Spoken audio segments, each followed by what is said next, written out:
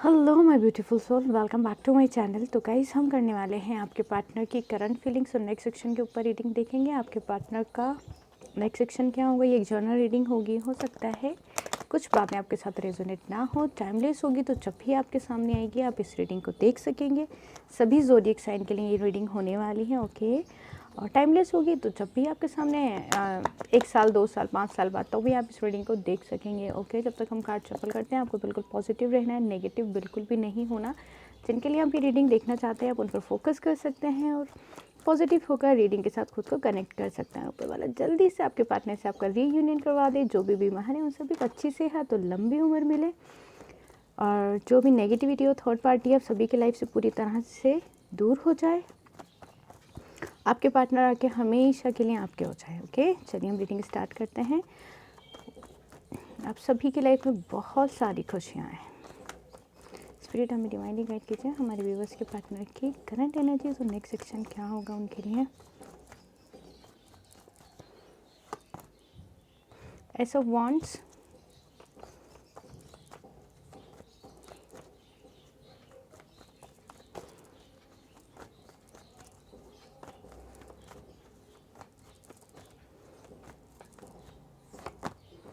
Two of swords, okay.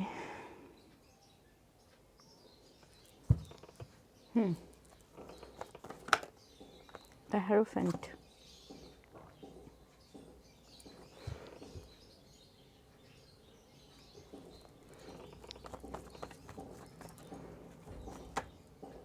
S of cups,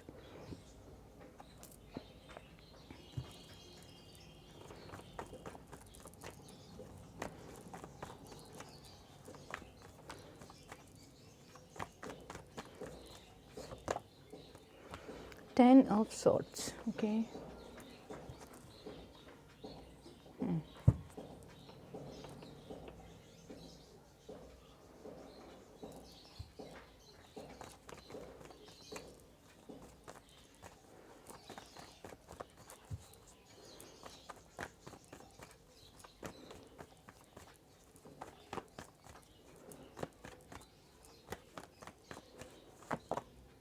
5 of wands, okay.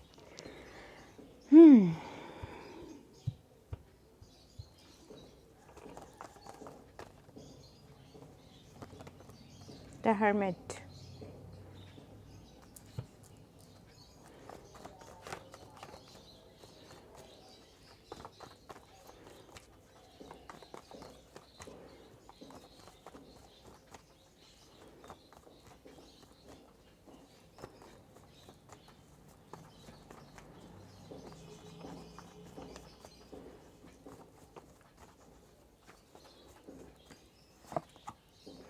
Seven of swords, okay.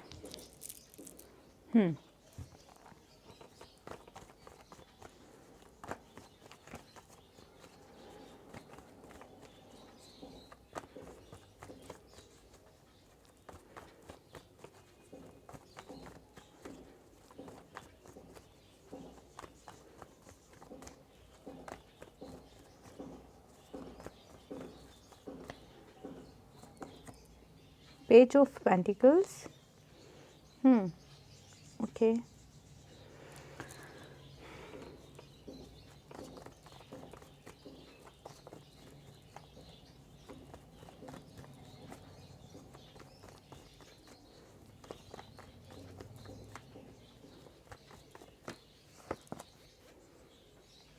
9 of pentacles, okay. 2 card roll लेते हैं हम।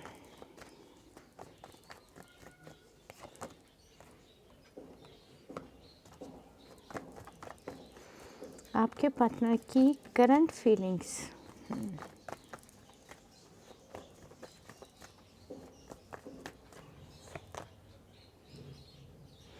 पता नहीं, जब ये रीडिंग मतलब ये कार्ड आ रहे थे ना, तो मुझे ऐसा लगा कि कुछ तो ऐसा आना चाहिए जो मेरे व्यूअर्स के लिए होना चाहिए। उनके पार्टनर की करंट फीलिंग्स, ये हैं आपके पार्टनर की करंट फीलिंग्स आपके लिए, वरना मैं यहीं रुकना चाह रही थी और कार्ड्स नहीं लेती मैं, ठीक है। चलिए, ओके। एक तो ये कलेक्टिव रीडिंग है, हो सकता है कि बहुत सारी बातें आपके साथ रेजोनेट ना हो, लेकिन मैं चाहूँगी जो पॉजिटिव चीज़ें निकल कर आती हैं ख़ासतौर पे वो आपके साथ सभी जाएँ, आपकी लाइफ में हों। ओके,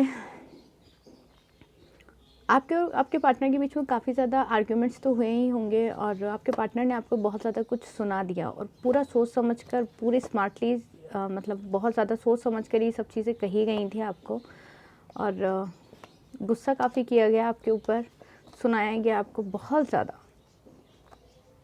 आपको इतना सुनाया गया कि आप ना अपनी ही में ही कमियां ढूंढने लग गए। इतना मतलब किसी के तो लुक्स पे कमेंट कर दिया, क्या आप लोग के स्टेटस पे कमेंट कर दिया, आप लोग मतलब जितना बुरा भला कह सकता था ना कोई आपको, कड़वी बातें उतना कह दिया। तुम किसी को तो ये भी सुनने को, तुम कहाँ रहते हो या कहाँ रहती हो, मतलब कुछ इस तरीके की बहुत अजीब चीज़ें कही गई जो कि नहीं कहना चाहिए। कुछ तो, या फिर आपका ऐसा कहा नहीं गया होगा तो ऐसा इस तरीके का एहसास दिलाया गया होगा कि आपके दिल में ये चीज़ें आ गई खुद को लेकर। लेकिन ऐसा सोचने की तो कुछ ज़रूरत है भी नहीं। जो लोग ये चीज़ें सोचते हैं या एहसास दिलाते हैं किसी को भी, वो लोग कैसे और क्या हैं पहले उनकी तरफ देखिए आपके, वो लोग क्या हैं।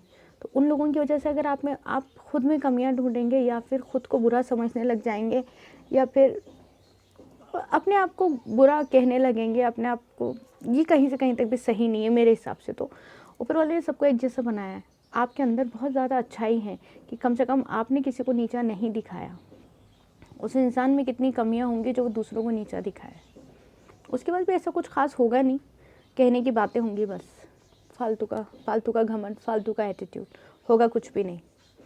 इंसान खुद के दम पे कितना कुछ कर सकता है, कितना कुछ बन सकता है, वो चीज़ें मायने रखती हैं। आपका स्टेटस क्या है, मतलब फाइनेंशियली आप कितने स्ट्रॉन्ग है, दिखने में कितने खूबसूरत या कितने हैंडसम है, वो कहीं से कहीं तक मायने नहीं रखता। अगर आपका दिल खूबसूरत नहीं है, आप किसी के लिए अच्छा नहीं सोचते, सिर्फ सबके लिए बुरा सोचते हैं और सबको नीचा दिखाते हैं, तो मुझे नहीं लगता ऐसा कोई भी इंसान को अच्छा कहलाने का हक़ है। किसी के भी बुरा कह देने से आपको या किसी भी चीज़ को, आपके अंदर कोई भी कमी नहीं है। किसी की बात पे आप बिल्कुल ध्यान नहीं दें, ठीक है। चलिए, मतलब आज का ज्ञान दे दिया मैंने आप लोग को, लेकिन सोचिएगा इस बात को बैठकर कि किसी की बात पे ध्यान नहीं देनी है। हमारी अपनी लाइफ है। उस पर्सन को आप ऐसा कहकर देखिए, शायद मेरे ख्याल से वो आपकी बात का असर भी नहीं लेगा, ठीक है। चलिए, शुरू के टाइम में आपके पार्टनर ने आपको बड़ा कॉन्फिडेंस दिलाया कि ये रिश्ता कभी नहीं टूटेगा, लेकिन आपको जब ये लगा कि अब ये रिश्ता कभी नहीं टूटेगा, उसी टाइम पे आकर आपके पार्टनर ने आपको इस सिचुएशन में डाल दिया, ठीक है। जैसे ही सिचुएशन में आए तो आपके पार्टनर, एक टाइम पे हो भी सकता है आप लोग मैरिड हैं तो हो सकता है शादी भी हो गई हो आप लोगों के एक दूसरे के साथ में, बहुत अच्छे से जा रहा हो रिश्ता, 1 या 2 साल तक आप लोग की शादी बहुत अच्छी रही है। उसके बाद में आप दोनों के बीच में कुछ डिफरेंसेस आ गए, ठीक है। आप अपने पार्टनर पे या आपके पार्टनर पे बहुत ज़्यादा शक करने लगे। जो सिंगल्स थे ना, उन्होंने ऐसी चीज़ें करनी शुरू कर दी कि मेरी फैमिली यार नहीं मानेगी, ये रिश्ता पता नहीं चलेगा नहीं चलेगा, चलो अलग, कुछ इस तरीके की बातें करना शुरू कर दी आपको और शक करना शुरू कर दिया। या तो क्योंकि ऑब्वियस है कि अगर किसी थर्ड पार्टी में थे तो आपको, जब एक इंसान किसी दूसरे इंसान से दिल से प्यार करता है और वो पर्सन किसी तीसरे इंसान की तरफ जाने लगता है ना, तो जो इंसान सच्चा प्यार कर रहा था उसे एहसास हो जाता है कि ये अब मुझसे दूर जाने की कोशिश कर रहा है। वहाँ पे झगड़े स्टार्ट हो जाते हैं। कैसे? क्योंकि जो वो पर्सन है, मान लीजिए अगर आपका पार्टनर, ऊपर वाला नहीं करे कि अब ऐसी सिचुएशन है, अब तो थर्ड पार्टी को तो सोचना ही नहीं है आपको, तो आप जब उस पर शक करने लगेंगे क्योंकि वो तो किसी और के साथ इन्वॉल्व हो रहा है, तो झूठे सच्चे बहाने बनाकर आपको ही बुरा कहकर वो निकल जाएगा वहाँ से, वो पर्सन है ना, मतलब मेल फीमेल कोई भी। तो आपको उस जगह से हट जाना है, ठीक है। आपके पार्टनर को आपकी जो भी आपकी लाइफ में चीज़ें अच्छी हैं, आप उनको जीना सीखिए अभी फ़िलहाल, ठीक है। क्योंकि आपके पार्टनर ना, जो भी यहाँ रीडिंग में आया है फ़िलहाल, तो अभी जो भी थर्ड पार्टी है या जो भी चीज़ें हैं वो सबसे अलग होने की पूरी कोशिश कर रहे हैं, ठीक है। तो हम कंटिन्यू करते हैं। इस सिचुएशन में डाल दिया आपके पार्टनर, आप खुद ही उस चीज़ में उलझ गए। जब उन्होंने आपके लिए स्टैंड नहीं लिया, आपको इस कमिटमेंट देने के बाद में आपसे अलग हो गए, तो अब वो क्या कर रहे हैं कि जिस सिचुएशन की वजह से आपको छोड़ा था उन्होंने, वही उसी सिचुएशन में खुद उलझ कर रह गए। उलझने के बहुत सारे रीजंस हो सकते हैं, ठीक है। यहाँ पर आप दोनों के बीच में कास्ट रिलीजन का भी इशू हो सकता है, लेकिन फ़िलहाल आपके पार्टनर अभी इस कमिटमेंट पे काम करना चाहते हैं। इस सिचुएशन से, 2 ऑफ सोर्ट्स की एनर्जी से निकलना चाहते हैं, क्योंकि एक तरफ तो आपसे झगड़ा कर लिया, एक तरफ या तो थर्ड पार्टी या फैमिली से झगड़ा कर लिया। मुझे यहाँ फैमिली इशू भी दिख रहा है, आप लोग का कास्ट रिलीजन का इशू है आप लोग का। तो अब आपके पार्टनर को थोड़ी सी बुद्धि आई है, ऊपर वाले ने बुद्धि दी है आपके पार्टनर को कि उन्होंने या तो अभी आपके पार्टनर अपनी फैमिली से बात करने वाले हैं या तो बात कर चुके हैं आपके रिश्ते को लेकर, आपको लेकर, ठीक है। जिनके पार्टनर बिल्कुल बिल्कुल सेपरेशन में हैं आप लोग, तो आप लोग बेफिक्र हो जाइए। ऑन ऑफ सिचुएशन है ना, तो भी आपको यही ध्यान रखना है कि आपके पार्टनर अपनी फैमिली में आपको लेकर बात करने वाले हैं। तो अब आपको क्या करना है, आपको बिल्कुल पॉजिटिव रहना है और यही एफर्मेशंस यूज़ करनी है, ठीक है। यहाँ पर एस ऑफ कप्स है, आपके पार्टनर इमोशनल तो हो ही रहे हैं, उनके इमोशंस आपके बिना ओवरफ्लो हो चुके हैं, वो आपके बिना अब रह नहीं पा रहे हैं। सिचुएशन बहुत सारी है यहाँ पर, क्यों नहीं रह पा रहे हैं। हो सकता है उनके थर्ड पार्टी ने धोखा दे दिया, हो सकता है वो इस सिचुएशन में हो कि उन्हें कुछ समझ नहीं आ रहा। तो समझने के लिए सिर्फ उनके पास अब क्या बचा है कि वो फैमिली में आपके लिए बात करें, क्योंकि उनके इमोशंस, उनकी फीलिंग्स आपसे जुड़े हुए हैं, क्योंकि आपने उन्हें बहुत ज़्यादा बिना किसी लालच के, बिना किसी रीज़न के प्यार किया था। मुझे यहाँ पे यही दिख रहा है कि जो अगर फैमिली इश्यूज़ थे तो फैमिली ने उनकी कहीं और भी बात नहीं मानी है, तो उन्हें ये समझ आया है कि फैमिली तो मेरी बात मान ही नहीं रही है, ना यहाँ पर ना कुछ किसी और चीज़ में, तो कहीं ना कहीं मैं ही गलत हूँ, ठीक है।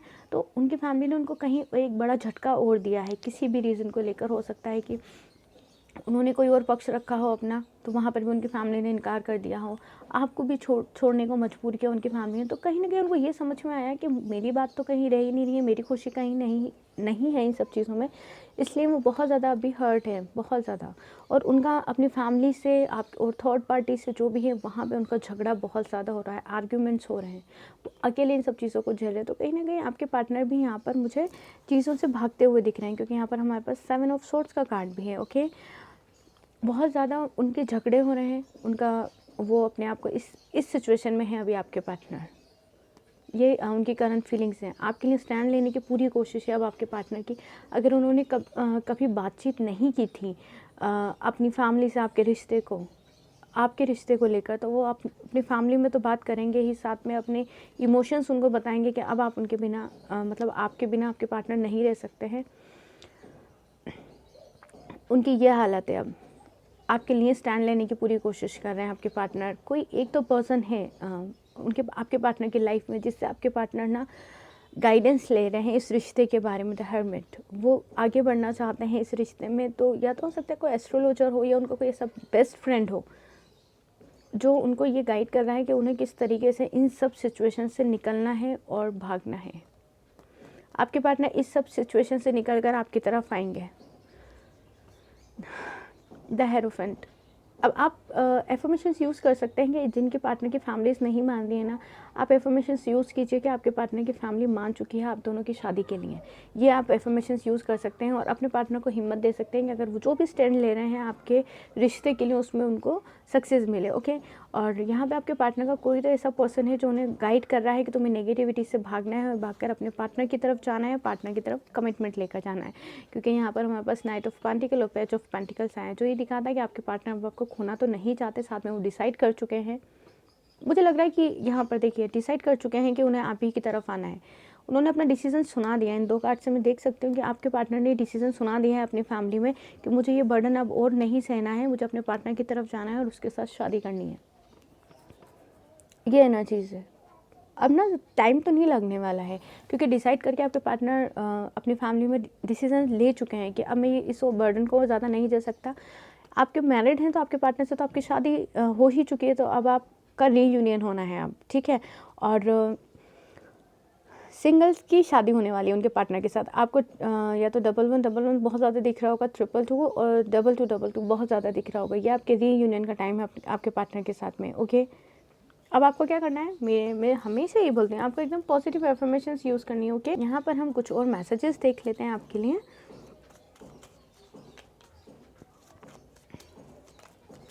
ओके।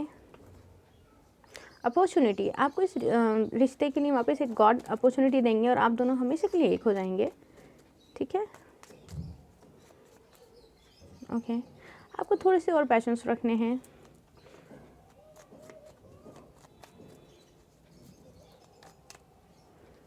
आपको गॉड में सरेंडर कर देना है, सभी चीज़ें बहुत अच्छी होंगी, ओके। ओह, बहुत जल्दी मुझे लग रहा है, पता नहीं आज मुझे ऐसा लग रहा है, मैं बहुत कम कहती हूँ कि ये बहुत क्विक एनर्जी है, लेकिन आज मुझे ऐसा लग रहा है कि आपके बहुत सारे लोग ऐसे हैं जिनके व्यू, मैं तो कहती हूँ जो भी लोग ये देख रहे हैं और जो लोग नहीं भी देख रहे हैं वीडियो, उन सभी के पार्टनर उनके पास वापस आ जाए, रिकन्सिलेशन। वाह, आप दोनों जल्दी ही एक हो जाएंगे हमेशा के लिए। ओ ओ ओ, 2 कार्ड्स आए हैं पर आई लव यू, तो आपके पार्टनर को आप आई लव यू टू बोल दो और आपको सभी लाइफ में अपनी क्लैरिटी मिलेगी। ओके, तो चलिए, अवेकनिंग चल रही हो सकती है आपकी। ये थी आज की हमारी रीडिंग। आई होप आपको पसंद आई हो तो अपना हमेशा बहुत ध्यान रखना है, हमेशा खुश रहना है, हमेशा पॉजिटिव रहना है और प्यारी प्यारी एफर्मेशंस यूज़ करनी है आपको। ओके, आपके पार्टनर की एनर्जीज भी बहुत ही प्यारी हैं, ठीक है। अपना बहुत ज़्यादा ध्यान रखिएगा। पर्सनल रीडिंग के लिए आप मुझे जीमेल पर मेल कर सकते हैं, जीमेल आईडी मैंने डिस्क्रिप्शन में दी हुई है। अपना बहुत सारा ध्यान रखें, हमेशा खुश रहें, हमेशा आगे बढ़ते रहें। Bye bye.